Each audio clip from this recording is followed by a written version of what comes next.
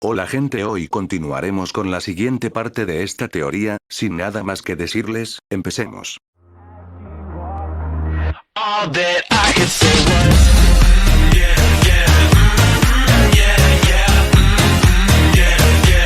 all that I could say was. Horas después, finalmente Tanjiro y Zoro logran llegar a la aldea de los artesanos.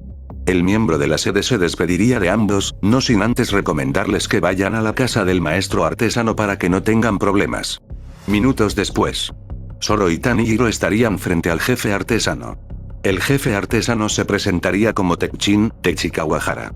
Soy el más pequeño de esta aldea, pero también, el más importante, por lo tanto, deberías hacerme una reverencia hasta que tu frente toque el piso. Decía el jefe. Al escuchar eso, Tanjiro agacharía la cabeza, haciéndole una reverencia al jefe, no sin antes presentarse. Me llamo Tanjiro Kamado, un gusto de conocerlo. Decía Tanjiro. Acércate para darte unos dulces, decía el jefe. Tanjiro se acercaría y comería los dulces. Veo que eres un buen chico, a diferencia de ese que está allá. Decía el jefe apuntando a Zoro. Al escuchar eso Tanjiro se alarmaría y pediría perdón, pues Zoro se había quedado dormido en plena reunión. ¿Qué, acaso me llamaron? Preguntaba Zoro, no sin antes bostezar. No habrá dulces para ti. Decía el jefe. Nuevamente Tanjiro volvería a pedir disculpas. Acerca de Hotaru, aún no sabemos sobre su paradero. Pero pronto aparecerá, así que ten paciencia. Decía el jefe. ¿Hotaru? Preguntaba Tanjiro. Sí, Hotaru Haganesuka. Decía el jefe. Ese chico es así desde que era pequeño, hace berrinches fácilmente y se desaparece. Discúlpele. Decía el jefe artesano. No, es mi culpa por romper sus espadas o dejar que se desgaste su filo. Respondía Tanjiro. No, te equivocas, la culpa es de ese chico por forjar espadas que se rompen fácilmente. Además, escuche que no estás recuperado del todo para ir a cazar demonios, si Hotaru no forja tu nueva espada para entonces, asignaré a otra persona como tu herrero. Las aguas termales hacen bien a los cuerpos debilitados. Decía el jefe artesano. Minutos después, tanto Tanjiro como Zoro son llevados por un miembro de los herreros, quien les explicaría los beneficios de las aguas termales. De repente, se escucha gritar a alguien, Tanjiro y Zoro voltean a ver quién era la que gritaba. De las escaleras bajaba Mitsuri Kanroji, el pilar del amor, quien decía los nombres de Tanjiro y Zoro.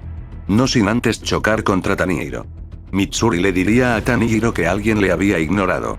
Para alegrarla, Tanjiro le diría que la cena estaría lista. Minutos después, Tanjiro iría a las aguas termales. De repente, un diente caería en la cabeza de Tanjiro, al verlo Tanjiro buscaría a ver a quién se le había caído el diente, segundos después logra ver a una persona. Al verlo detalladamente Tanjiro se pone a pensar para ver quién era, finalmente logra acordarse. Genya Shinasugawa. Decía Tanjiro. Muérete, respondía Genya. Tanjiro se mete a las aguas termales para estar con Genya. ¿Cómo has estado? Por cierto, te apellidas como el pilar del viento. Decía Tanjiro. ¿Quién te dijo que me podías hablar? Decía Genya mojando a Tanjiro. Horas después.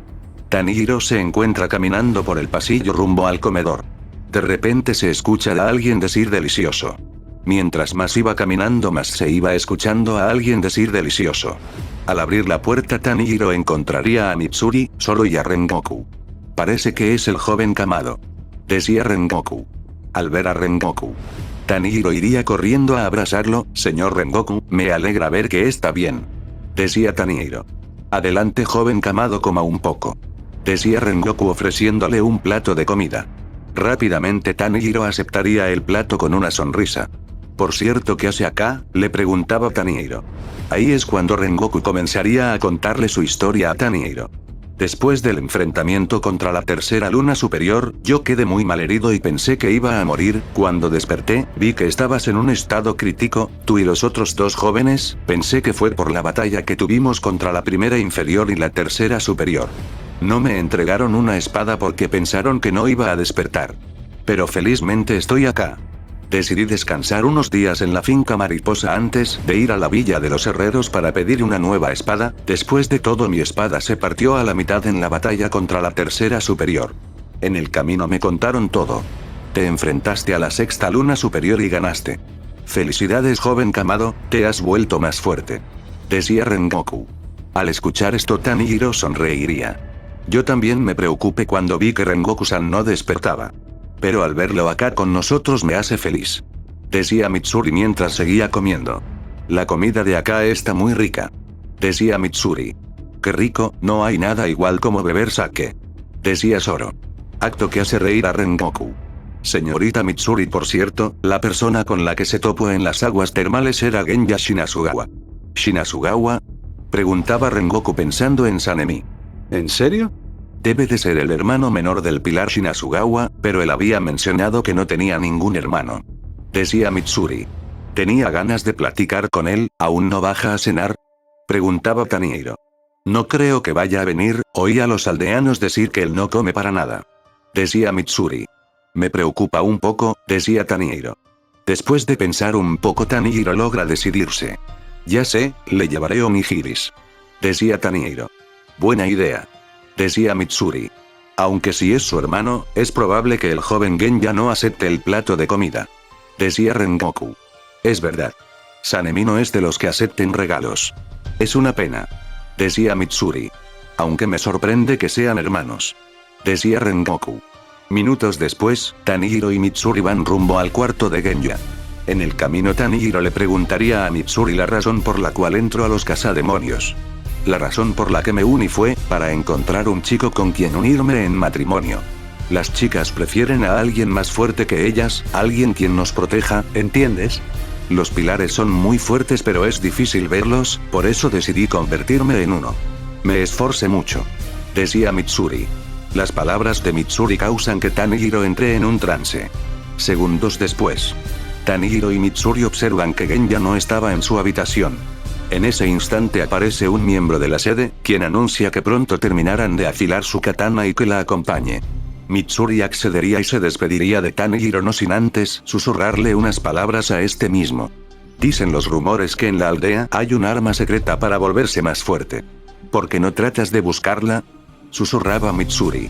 Segundos después Mitsuri se aleja de Tanjiro y se pone a seguir al miembro de la sede de asesinos rumbo hacia su katana. Al día siguiente.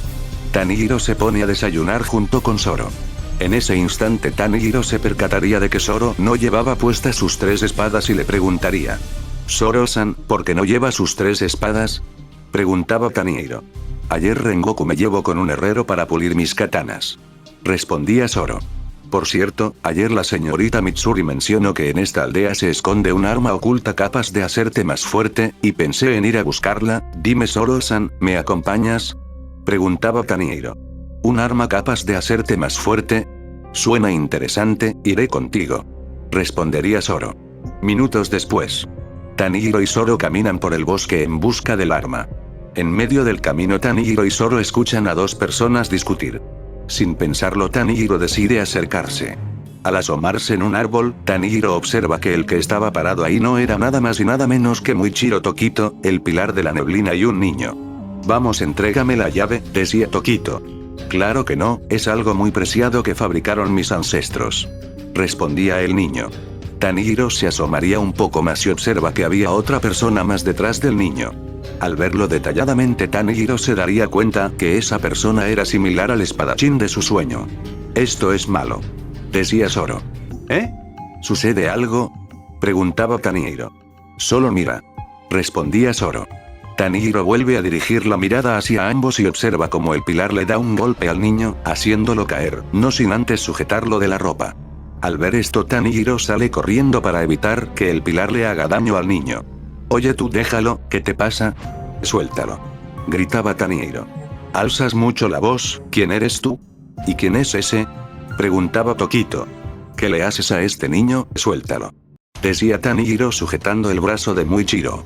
Pero se daría cuenta de que no podía moverlo ni un centímetro. No puedo moverlo ni un poco, pese a que tiene los brazos más delgados y el cuerpo más pequeño que yo. Se decía Tanjiro en la mente. Tú eres el que debería soltarme. Decía Muichiro lanzándole un golpe en el vientre a Tanjiro. ¿Qué débil eres? ¿Cómo pudiste volverte un cazademonios? Preguntaba Muichiro. Al ver detalladamente a Tanjiro, Muichiro siente una presencia en la caja que sostenía en su espalda. Esa caja me produce una sensación extraña, ¿será que es la presencia de un demonio? Se preguntaba Muichiro en la mente. ¿Qué hay dentro? A ver. Decía Muichiro. No la toques, decía Tanjiro intentando quitar la mano de Muichiro de la caja sin éxito.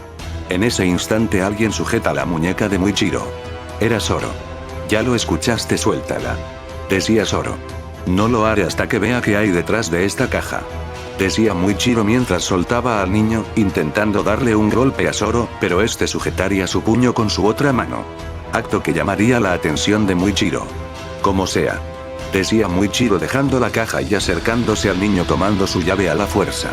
Al verlo, Tanjiro se acercaría a detener a Muichiro. Oye, espera. Decía Zoro. En ese instante Muichiro le daría un golpe a Tanjiro logrando noquearlo. Minutos después Tanjiro despierta gracias a Zoro. Al verlo, Tanjiro preguntaría por el pilar y la otra persona.